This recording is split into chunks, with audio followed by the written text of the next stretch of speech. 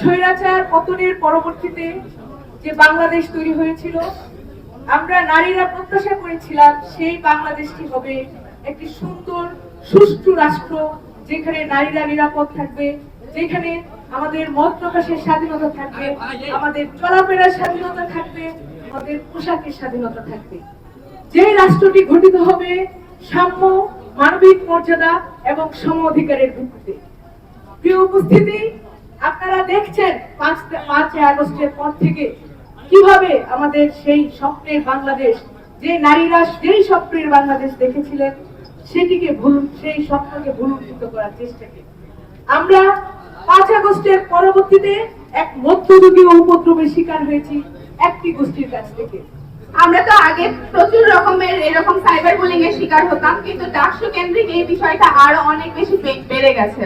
এই যে আলী হোসেন একটা মাত্র উদাহরণ, এর বাইরেও আমরা দেখি যে এরকম অসংখ্য আলী হোসেনের অস্তিত্ব আমাদের পুরো ঢাকা বিশ্ববিদ্যালয়ে বিদ্যমান, আমাদের পুরো বাংলাদেশে বিদ্যমান।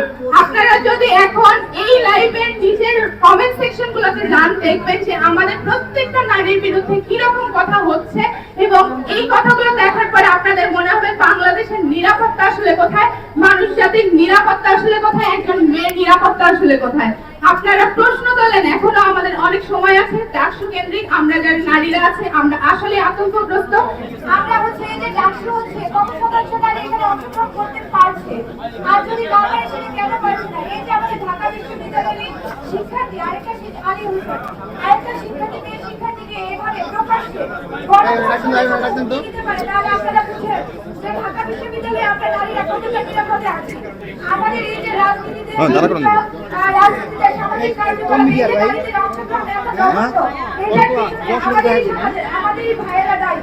তা আমরা আপনাদের কাছে আমরা অনুরোধ করবো, আপনারা এই যে ভাইরা আছেন, আপনারা চেষ্টা করবেন নারীদের বিরুদ্ধে যে সাইবার বুলিং হয়, যে কথাগুলো হয়, সেগুলো হচ্ছে আপনারা যাতে হচ্ছে প্রতিরোধ করে ওইরকম ভাবে আপনারা তুলে ধরেন। যে কোনো আন্দোলনের ভাইদেরকে রক্ষা করা, কিন্তু দিন শেষে কি হয়, তাদেরকেই সেই ভাইরাই তাদেরকে স্লাট শেমিং দিচ্ছে, বিভিন্ন অপবাদ দিচ্ছে, ধর্ষণের হুমকি দিচ্ছে। আমরা এই ধরনের ক্যাম্পাস চাই না।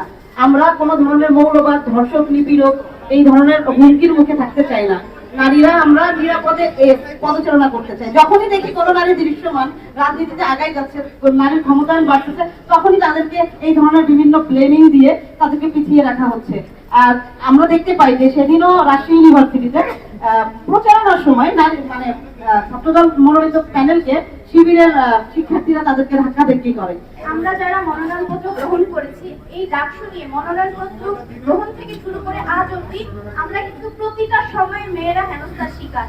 আপনারা যদি বঙ্গবন্ধু শেখ মুজিবুর মুজিবুরের দিকে তাকান, সেখানে কিন্তু আমরা যখন মনোনয়নপত্র গ্রহণ করতে যাই, সেখানেও কিন্তু একটা মবের সৃষ্টি হয়েছে। এবং আজকে একজন আপু, আমার শামসুন্নাহার কলেজে, তো ফাহমিদা আপু যখন টুইট করে, তার ব্যাপারটা কিন্তু লিগাল ছিল। তো এই লিগাল দাবিটা নিয়েও একজন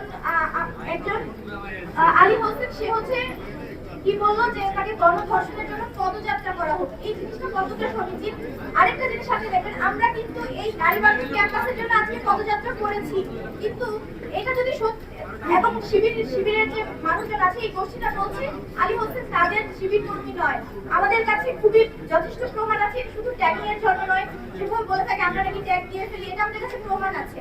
আর উনি যদি সত্যি শিবির কর্মী না হয়, তাহলে আজকে কেন ওনারা আরেকটা পদযাত্রা আমাদের সাথে করলো না? ওনাদের কেন কোনো পদক্ষেপ এখন আমরা দেখতে পেলাম না?